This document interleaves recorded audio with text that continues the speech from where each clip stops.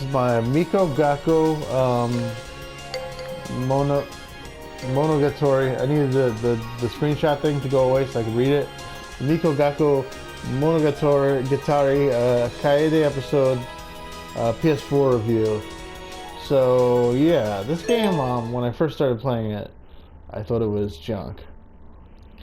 And yeah, it's definitely a bit childish. You play like chibi anime characters that are shrine maidens, and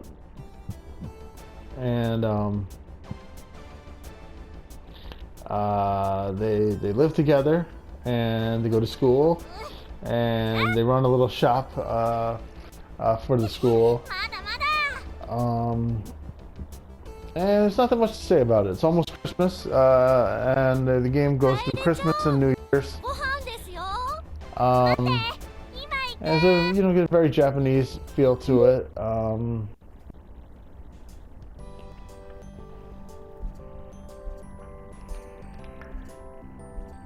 It's definitely a cute game. Japanese voice acting. That's takes a little getting used to, but you do get used to it. I think they speak a bit slowly, and yeah, as you can see, there's some sexuality to the game, some fan service. So just there. For the most part, the game doesn't have that much fan service, but there are parts where it gets a little bit extreme. The main character has a tendency to molest one of her friends, and also molests a second friend at one point later in the game. It's a bit disturbing, and it's just done for humor, but you know, that's a little bit the sense of humor of the game. A little bit of the sense of humor of the game. For the most part, they avoid that stuff. There's a character that has a very short skirt, and at one point you get an upskirt shot of her. She seems to be fairly young. Stuff like that. So it's not the most appropriate game in the world. And other than that, the game comes off a bit childish. It's almost like an Animal Crossing type game where all you do is walk around and talk to people and deal with issues of friendship and stuff like that. There's a plot dealing with your character being manipulated by someone whose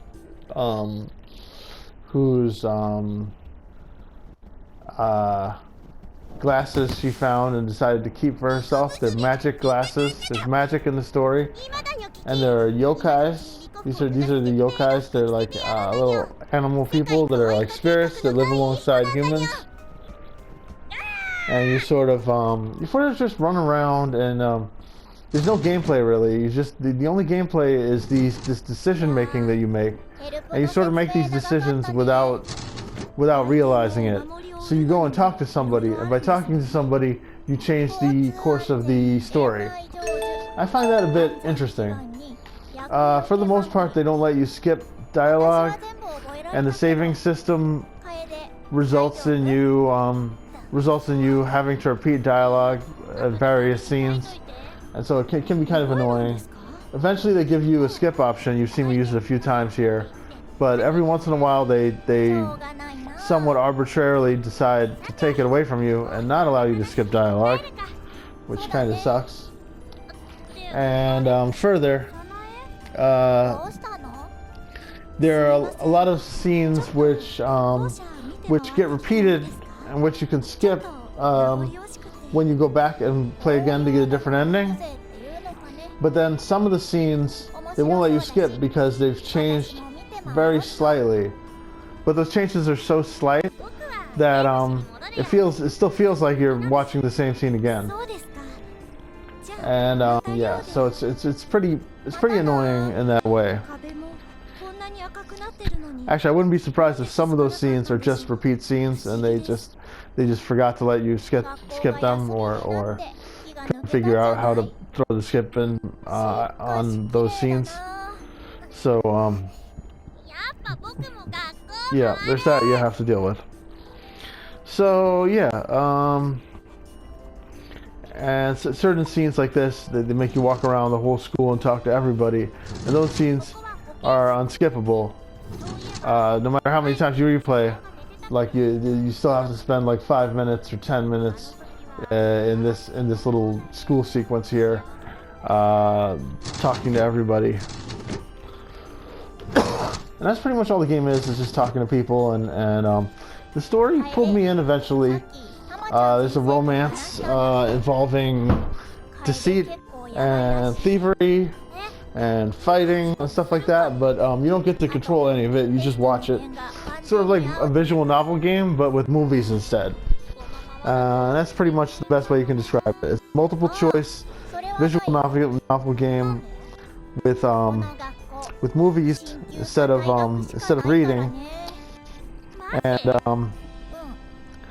basically you get to make your choices not in dialogue and but subtly by talking to particular people at particular times. If you talk to the wrong person at the wrong time, you can get the bad ending, or you can get the good ending if you make the right choices, which are tricky to figure out.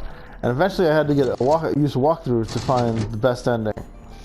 And all in all, I this whole thing. I enjoyed using the walkthrough and just sort of being guided through the story. I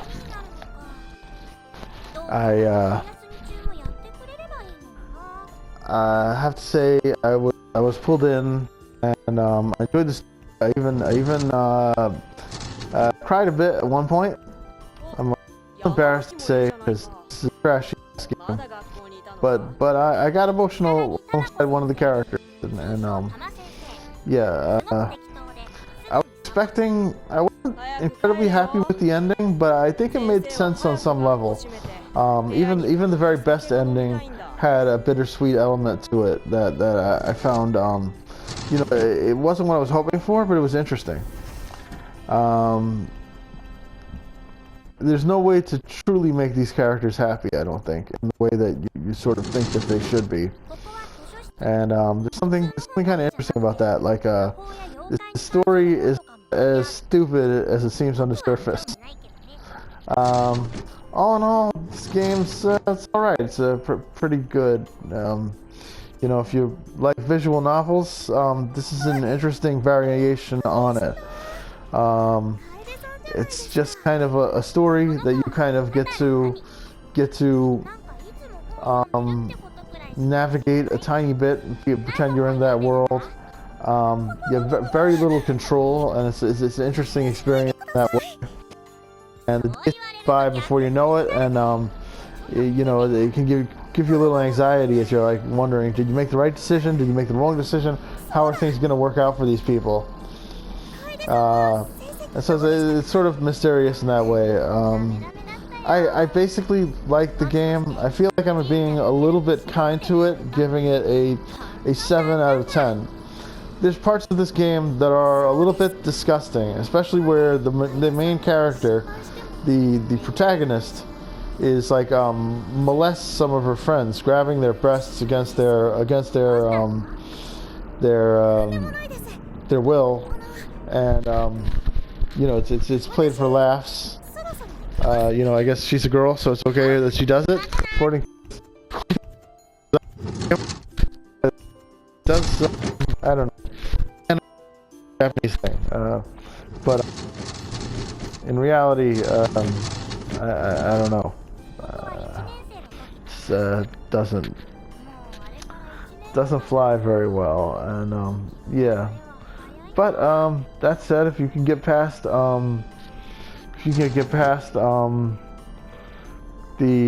political incorrectness of the game, to that extreme degree, that's by far the most offensive thing you'll find in the game.